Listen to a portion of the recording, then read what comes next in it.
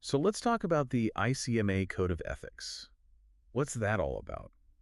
So, ICMA, it's the International City County Management Association. Their big thing is promoting good governance, making sure local governments are running smoothly and effectively.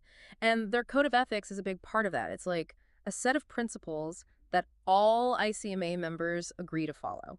So it's not just about following the law, it's about going above and beyond, doing what's right. Exactly. It's about having integrity, being honest, putting the community first.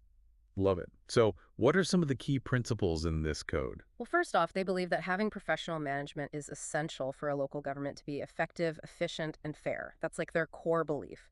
And they also emphasize the importance of public service, the idea that it's an honor to serve the community, and you got to take that responsibility seriously. Public service isn't just a job, it's a calling. Right. And they have this interesting guideline that encourages members to let the top administrator of another local government know if they're giving advice to that government's officials, just to be transparent and professional. So no backroom deals, everything's out in the open. Right. Now, when it comes to ethical conduct, they're really specific. They say members have to always act in a way that maintains public confidence. So no shady stuff. Exactly. Got to be above reproach.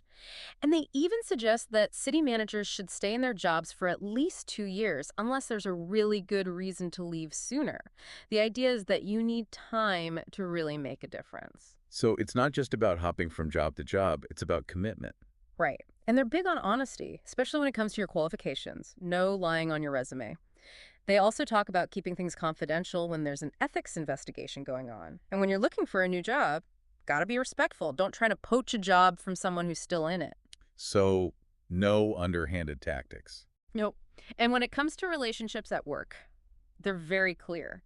No romantic relationships with elected officials, board members, or anyone you supervise. Got to avoid those conflicts of interest. Exactly. And they say you can't use your position to pressure people or do favors. You have to be transparent about any conflicts of interest you do have, and you have to treat everyone fairly and with respect. No bullying, no harassment, no discrimination. So basically, be a good person. But what about the responsibilities to the whole community, not just the people they work with directly? That's covered too.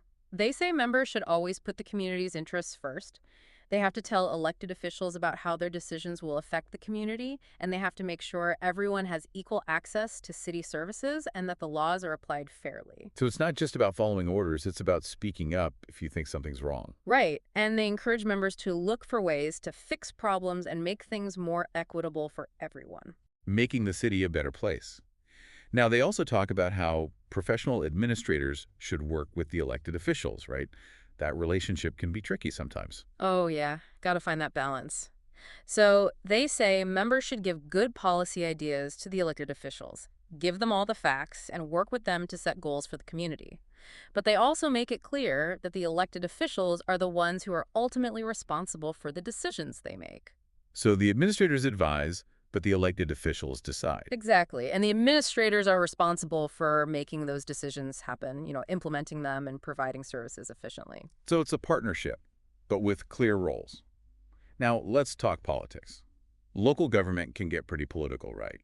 What does the ICMA code say about administrators getting involved in politics? They're pretty clear. Stay out of it. Anything that could make people think you're not impartial or professional, don't do it. Specifically, they say don't get involved in campaigns for your own city council or commission. You have to be able to work with everyone, no matter their political party. So no picking sides. Nope. Can't campaign for or against anyone running for local office, including the mayor. They even say you shouldn't run for office yourself or do any campaigning stuff like asking for endorsements or money. Wow, that's a big commitment. It is. You can vote, of course, that's your right as a citizen, but pretty much any other political activity is off limits, like endorsing candidates, giving them money, circulating petitions. There are a few exceptions, like if you're giving factual information about how the government works or helping with a public referendum. And you can advocate for your own personal issues as long as it doesn't conflict with your job. So it's all about avoiding even the appearance of impropriety. Exactly. Got to maintain that public trust.